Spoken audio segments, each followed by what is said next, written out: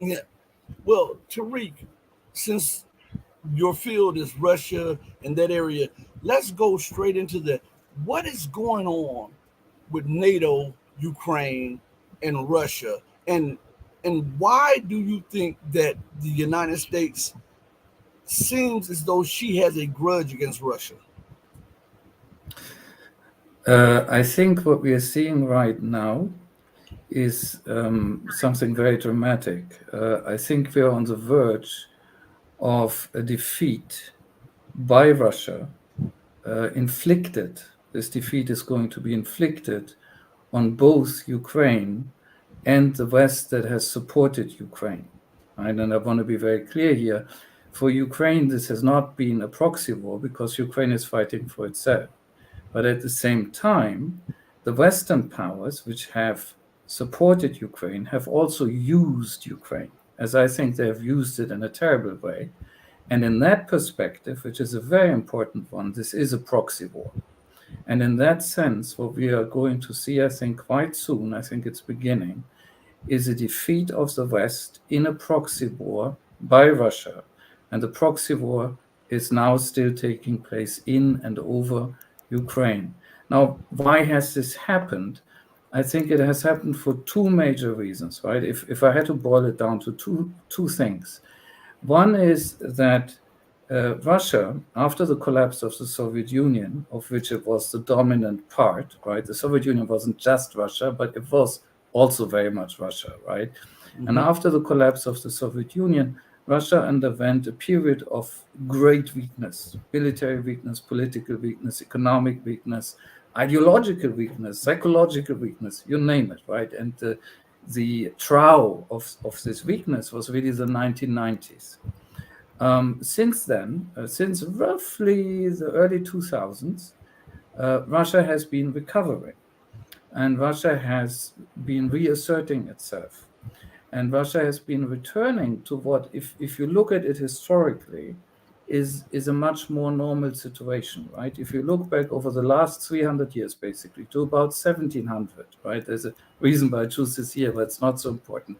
If you look back over the last 300 years, more or less, the normal, the default status of Russia in the international system is that of a great power. It's not always a superpower. It's not always in a Cold War just with one other power. Sometimes it's in the club with 4 or 5 other powers, but usually it's in the club of the strongest, right? There's neither good nor bad. It's just a geopolitical fact.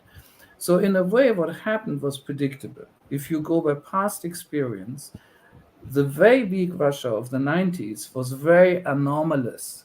It wasn't actually normal, and it was very expectable that Russia would return to what it usually does, great powering, as it were. And that's what we are seeing. Now, the other thing, I said there are two things. The other thing is that when the Cold War ended and the Soviet Union collapsed, and these two things are not exactly the same at all, but let's say, right, like between the late 80s, early 90s of the last century, the Cold War ends, then the Soviet Union collapses. The United States is last man standing. This is literally what happens here. It's a last man standing situation. And they misinterpret this last man standing in the United States elites, I should say, right? They misinterpret this in very badly. And one way in which they misinterpret it is this is the new normality. From now on, we are going to be the single superpower on the planet. We will have this unipolar moment. And not only will we have a moment, it's going to last forever, right? This is insane. So at some point, these two things have to collide, right? There's an American elite that thinks we're the only top dog left, literally on the planet. This is their thinking, not mine. And you have a Russia that's coming back, right? As is historically almost inevitable. So at some point, there's going to be a crunch moment. And the crunch moment was reached, I think, sometime between 2014 and 2021. And what happens at the very end of 21 is that the Russians make one last offer. They make it in a very firm way, right? It's not a nice offer, but it's a clear offer. And they're basically saying to the West in December 21, look, either we are going to talk now about basically a big new bargain where we readjust our relationships, right, to this new situation that we are strong again and you are no longer alone, the USA. Or something is going to happen. They're not yet saying it's going to be a war, but they're pretty clear it's going to be something very, very drastic. I mean, every intelligent person could read behind the lines, between the lines. This was a warning that there might be war, right? And the response of the West to this is no.